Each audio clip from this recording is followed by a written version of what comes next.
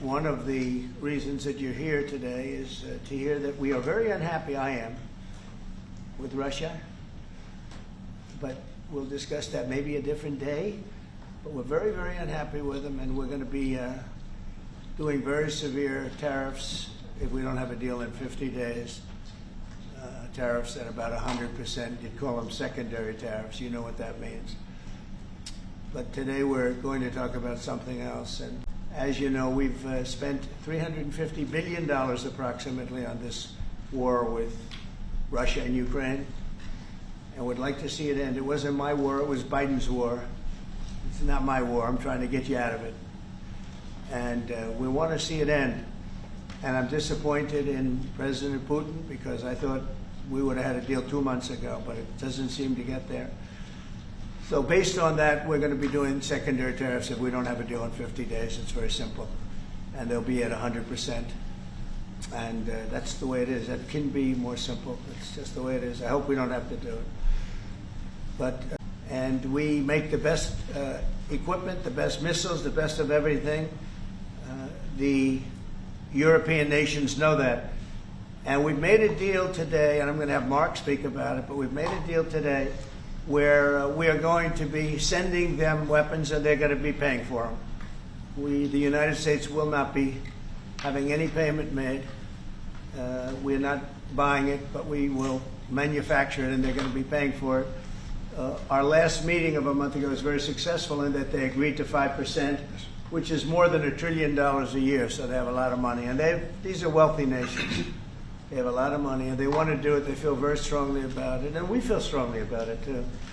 It's really terrible, and it is meaning a lot of people lose their lives, but also the infrastructure, whole cities being Well, they're wiping out the electric. It's going to take years to rebuild it. That's going to be the next problem. Because, but that's going to take a long time. Cities, countries in the world. So that's the story. We hope that's going to have an impact on Vladimir Putin, and we hope it's going to have an impact on Ukraine also. We want to make sure that Ukraine does what they have to do. All of a sudden they may feel emboldened, or maybe they don't want. You know, this is a very difficult situation. Ukraine wants a peace deal. I think so. And they will stay committed to that, there's no doubt. They want this. But the Russians have to become They have to continue to want it, though. Yeah, I agree. But you and I will make sure of that. All of a sudden they get no. You and I will make sure of that. We'll make sure. I feel confident that they will do what has to be done. Plus, we have certain parameters that both. Any questions, please? Yes. Thank you, Mr. President. What was the tipping point for you in making this decision? Was it a conversation with President Putin? Was it a piece of intelligence? And why are you giving 50 more days? I think I think it's a very short period of time. I think they'll forget. I've just really been involved in this for not very long, and it wasn't initial focus. This is a Biden war. This is a Democrat war, not a Republican or Trump war. This is a war that would have never happened. It shouldn't have happened. A lot of people being killed. Europe has a lot of spirit for this war. A lot of people, you know, when I first got involved, I really didn't think they did, but they do.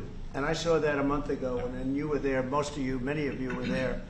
The level of esprit de corps, spirit that they have is amazing. They really think it's a very, very important thing to do, or they wouldn't be doing it. Look, they're agreeing to, just you know, they're paying for everything. We're not paying anymore. We have an ocean separating us. I said, we have a problem. We make the best stuff, but we can't keep doing this. And Biden should have done this years ago. He should have done it from the beginning, but he didn't. He didn't know he was there. This guy, what a horrible job they did to this country. And I just hope between the border and this and so many other inflation, what a horrible administration. The worst administration in history, in my opinion. That's not. You've praised European countries today as standing up for Ukraine, as being strong. Will you allow them to continue to negotiate tariffs lower than 30% before August 1st, or is the deal set at this point? What does that mean? You mean you're talking about the tariffs? On trade, on tariffs. You're back on tariffs. You're on a more friendly tariff, right? A little bit more friendly tariff. Perhaps. No, we're going to be talking to people. We have, you know, I watched the show this morning. They were talking about, well, when's he going to make the deal? The deals are already made. The letters are the deals. The deals are made. There are no deals to make. They would like to do a different kind of a deal, and we're always open to talk. We are open to talk, including to Europe. In fact, they're coming over. They'd like to talk to us. If Putin escalates further, how far are you willing to go in response? In what? How far are you willing to go if Putin were to escalate, send more bombs in the coming days? Don't ask me a question like that. How far?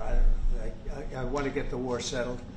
They're not Americans that are dying in it, and you know I have a problem, and JD has a problem. It's a stance that he's had for a long time.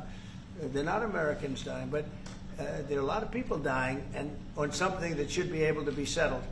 And we all agree with that. This group of people, you know, we want to defend our country, but you know. How did you deliver this news to Putin, sir? Say it? How did you tell Putin this was coming? I speak to him a lot about getting this thing done. And I always hang up and say, well, that was a nice phone call. And then missiles are launched into Kiev or some other city. And I said, it's strange. And after that happens 3 or 4 times, you say, the talk doesn't mean anything. My conversations with him are always very pleasant. I say, isn't that a very lovely conversation? And then the missiles go off that night. I go home, I tell the First Lady, you know, I spoke to Vladimir today. We had a wonderful conversation. She said, oh, really? Another city was just hit.